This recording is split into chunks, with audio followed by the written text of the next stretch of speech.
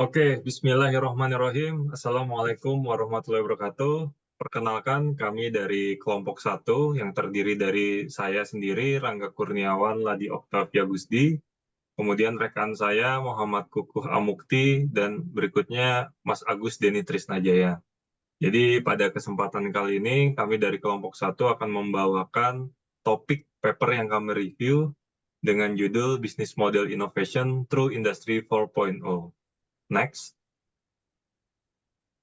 Oke, sebagai pengantar di sini yang cukup menarik dari istilah munculnya industri 4.0 sendiri itu adalah terdapat perpaduan antara dunia produksi industri dan juga ICT yang trennya ini meningkat. Jadi secara pengertian produksi industri ini apa? Jadi merupakan aktivitas yang berkaitan dengan pengolahan dari material yang setengah jadi maupun mentah menjadi suatu produk yang bernilai.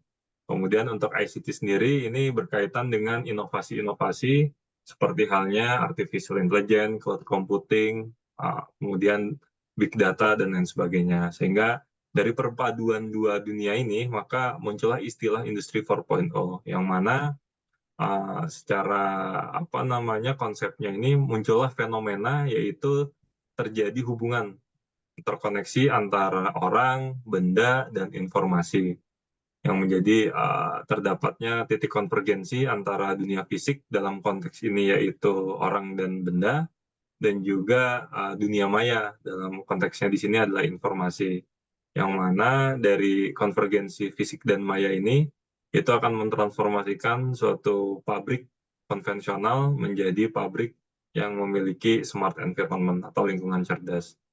Next. Nah, jadi yang berkaitan dengan industri 4.0 ini, karena perkembangannya sangat masif, jadi dia ini akan mendorong inovasi-inovasi untuk beberapa dekade ke depan. Hal ini dikarenakan industri 4.0 ini memiliki 3 fitur utama yang dimiliki. Yang pertama yaitu berkaitan dengan real time atau waktu nyata. Jadi contoh kasusnya real time ini seperti halnya kita berkirim surat ya secara email yang mana ketika kita kirim saat ini secara langsung receiver akan menerimanya. Kemudian ada istilah interoperabilitas, mungkin nanti akan dijelaskan oleh rekan saya pada slide selanjutnya. Kemudian yang terakhir berkaitan dengan fitur integrasi vertikal dan horizontal, yang mana ketiga fitur ini itu bisa menjawab permasalahan-permasalahan atau hambatan-hambatan yang dihadapi oleh perusahaan saat ini yang berkaitan dengan ketidakstabilan permintaan pasar, kemudian pendeknya life cycle dari suatu produk dan inovasi, dan yang terakhir adalah meningkatnya kompleksibilitas produk dan proses. Hal ini kenapa? Karena itu tadi, dengan kompleksitas dari suatu produk, maka dibutuhkan suatu sistem yang sophisticated, yang sangat canggih.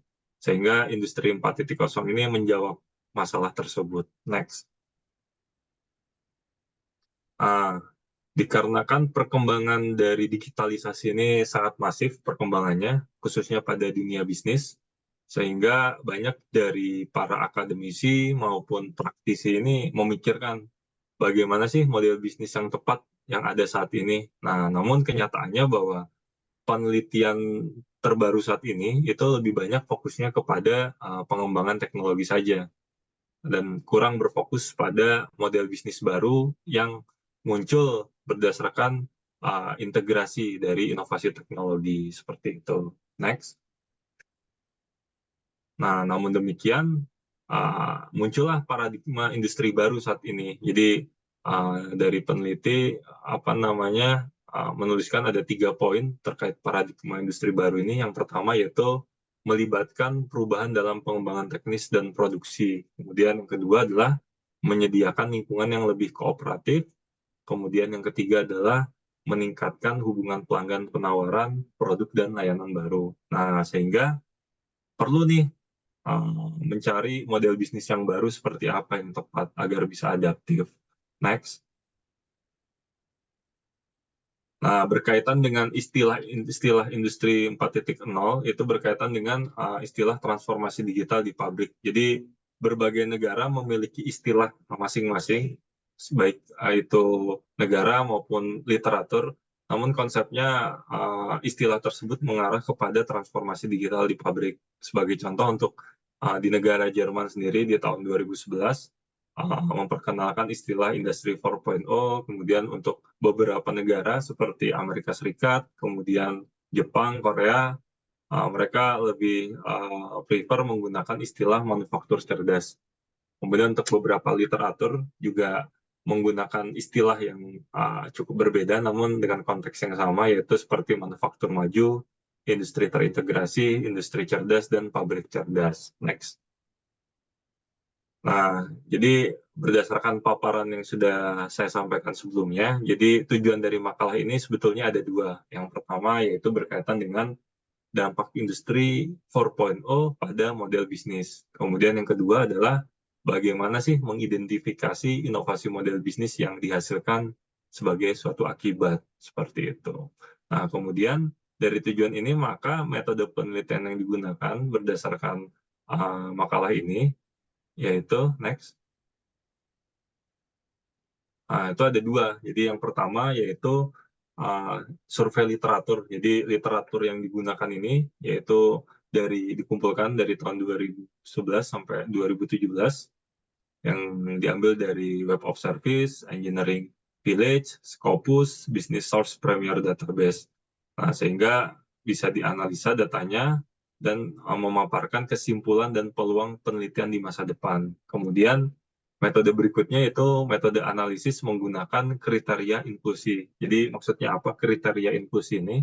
Jadi kriteria inklusi ini adalah kriteria yang kriteria sampel yang digunakan oleh peneliti berdasarkan tujuan penelitian. Jadi ada 4 di sini poinnya. Yang pertama yaitu konten harus menunjukkan dampak industri 4.0 dari pendekatan manajerial. Jadi pendekatannya manajerial, bukan pada implementasi teknologi. Kemudian penelitian harus menggambarkan inovasi model bisnisnya dari industri pendekatan 4.0. Kemudian makalah harus mengungkapkan bagaimana adopsi yang digunakan industri 4.0 untuk mempengaruhi komponen dari model bisnis. Kemudian memilih kata kunci dalam pencarian pada judul abstrak dan teks lengkap. Dari metode ini didapatkan 26 artikel. Oke, untuk selanjutnya akan dilanjutkan oleh rekan saya, Pak Kuko, silakan Pak. Baik, terima kasih. Melanjutkan terkait dengan hasil tinjauan literatur, kalau sebelumnya disampaikan bahwa peneliti itu mengakses 26 dokumen sampel. Nah, di sini mereka mengelompokkan menjadi 3 isu utama. Isu utama yang pertama adalah terkait dengan fitur, tantangan, dan persyaratan industri 4.0 terkait dengan model bisnis. Di sini untuk memenuhi tujuan untuk memahami bagaimana industri 4.0 berdampak pada model bisnis. Isu berikutnya yang kedua adalah pendekatan berbeda yang mempengaruhi model bisnis. Hal ini merespon tujuan sebelumnya dengan menjelaskan secara lebih detail bagaimana fitur dan tantangan tersebut menghasilkan 3 visi utama untuk melakukan inovasi model bisnis.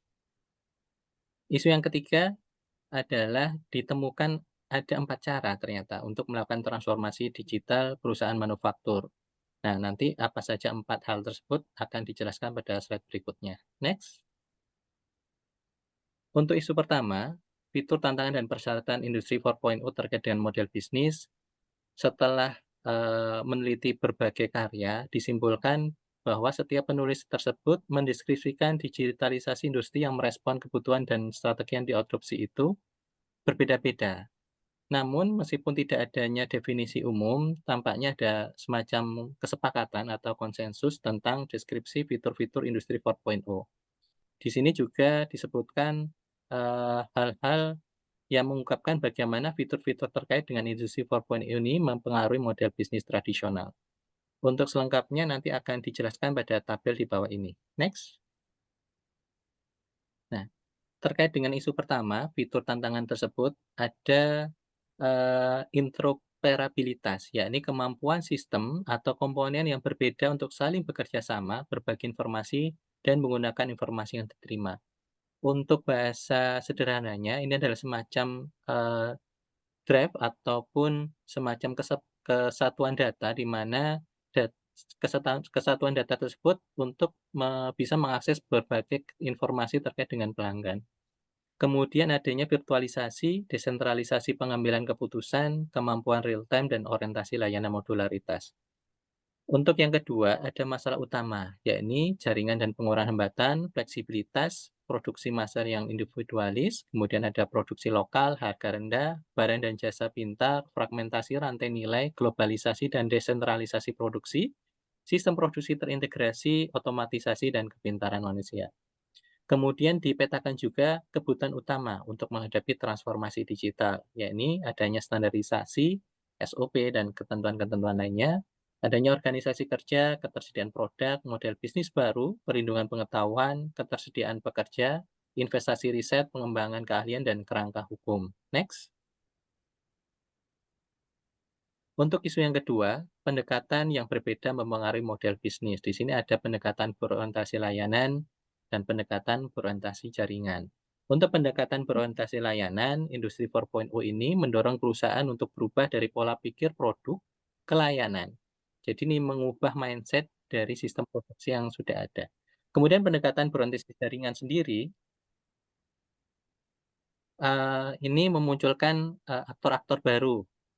Nah, dengan demikian, perusahaan manufaktur tradisional yang berorientasi pada penjualan produk ini semakin terdorong untuk merevisi model bisnis mereka yang ada sebagai respon terhadap dinamika persaingan baru dan untuk memanfaatkan peluang yang diilhami oleh industri 4.0. Next.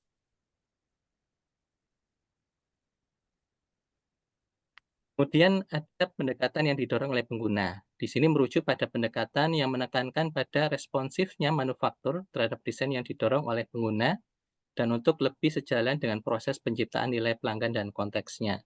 Nah, hal ini akan dijelaskan lebih lanjut pada slide berikutnya. Next. Isu yang terakhir, yakni diketahui ada 4 cara untuk melakukan transformasi digital di perusahaan manufaktur. Di sini akan ada penjelasan terkait dengan 4 cara tersebut apa saja. Dan meskipun demikian, 4 cara ini untuk melakukan transformasi digital di perusahaan manufaktur telah diidentifikasi sesuai dengan tingkat inovasi yang diterapkan, yang berkisar dari memodifikasi beberapa elemen model bisnis melalui inovasi inkremental. Kemudian menurut para penulis, model bisnis juga menggambarkan rasionalitas. Di sini juga akan diketahui beberapa saluran komunikasi dan penjualan, segmen pelanggan, dan hubungan yang terjalin. Nah, untuk diagramnya akan kita jelaskan lebih lanjut pada slide berikutnya. Next.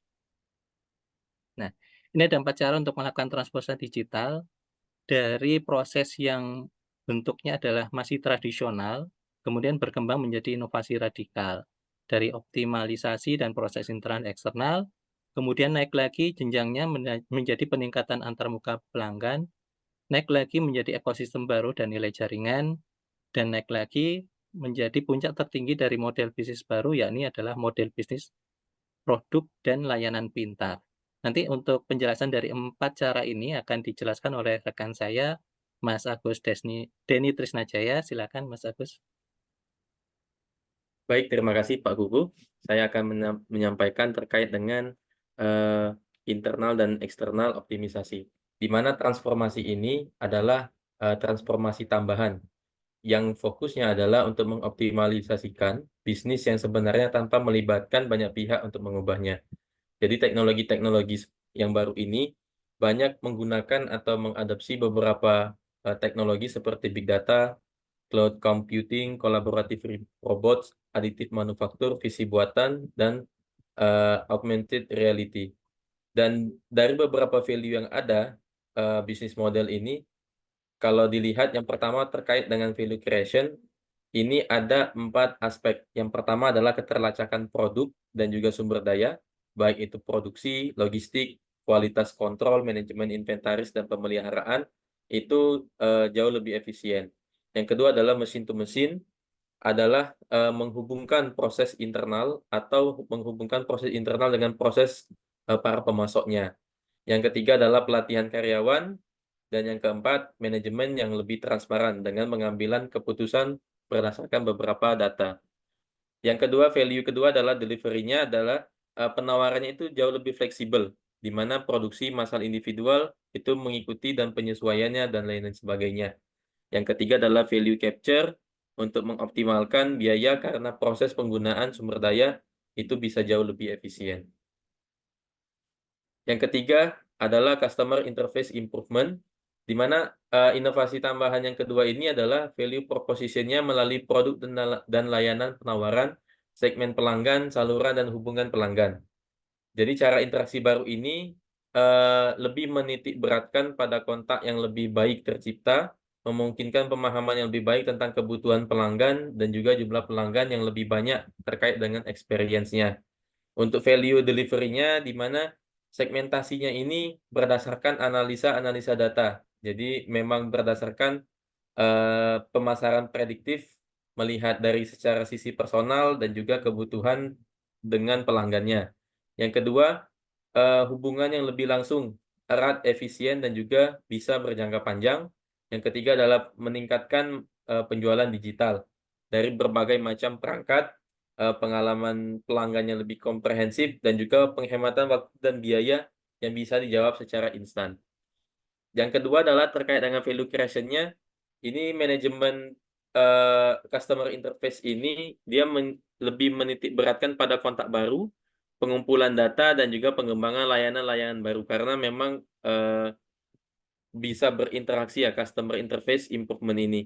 Dan yang ketiga terkait dengan value capture-nya itu penghematan biaya dan juga aliran pendapatan baru, baik itu dari sisi harga yang jauh lebih dinamis, pembayaran per pengguna, dan juga pembayaran online dan lain sebagainya. Yang ketiga adalah ekosistem dan value networks, di mana model ini inovasinya itu jauh lebih radikal dari bisnis model yang sebelumnya. Dengan cara atau proses dengan metode ini, proses penciptaan nilai pada perusahaan itu lebih fokus pada saling terhubung dengan proses para pemangku kepentingan. Kalau dilihat dari value creation-nya, infrastruktur dan juga informasi real time ini memang menjadi fokus yang utama, baik itu hubungan antara infrastruktur dengan mitra utama ataupun dengan produksi, inventaris, penjualan, dan juga ketersediaan personel dan lain sebagainya. Kalau dari sisi value capture-nya, dari model bisnis yang ini adalah potensi peningkatan dalam perolehan nilai karena pengurangan biaya bagi seluruh pemangku kepentingan. Dan untuk delivery-nya, di mana aksesnya bisa ke semua segmen pelanggan baru dan juga penawaran produk itu jauh lebih luas daripada sebelumnya. Yang keempat adalah new business model, products and services, di mana tipe ini benar-benar berdasarkan teknologi yang berfokus pada big data, cloud computing, sensorisasi cerdas, dan juga sistem tertanam. Ini memungkinkan untuk menawarkan barang dan jasa yang jauh lebih efektif, inovatif, dan juga bisa lebih cerdas daripada metode model bisnis sebelumnya. Model bisnis semacam ini memberikan peluang bagi perusahaan untuk bisa mendiversifikasikan atau mampu memperluas proses bisnisnya. Kalau dilihat dari sisi value delivery-nya, di mana smart produknya itu terus-menerus menampilkan informasi pelanggan, lingkungan, dan juga kinerjanya. Inovasi yang digunakan pun terkait dengan pemeliharaan yang prediktif, peningkatan produk, maupun pemesanan suku cadang. Yang ketiga, untuk penciptaan bersama, pelanggan adalah bagian dari proses penciptaan nilai, dan ini value delivery-nya ini dia memiliki hubungan langsung antar perusahaan maupun antar perusahaan dengan pelanggannya.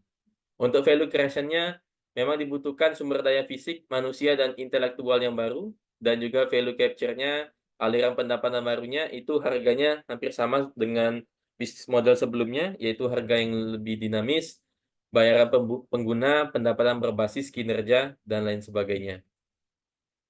Baik, selanjutnya kesimpulan dan penelitian ke depan adalah yang pertama, setelah dipaparkan tadi terkait dengan penelitian yang ada, diperlukan penelitian yang lebih lanjut mengenai topik ini dengan beberapa menitik beratkan proses pemahaman yang lebih dalam, baik itu dalam sisi model bisnis yang diperkenalkan pasca industri 4.0 di dunia manufaktur. Dan ini memang survei ini harus lebih luas lagi terkait dengan pendekatan metodologi, teknik, dan alat untuk membantu perusahaan memenuhi peluang maupun ancaman 4.0 yang mampu diatasi dalam penelitian di masa yang akan datang.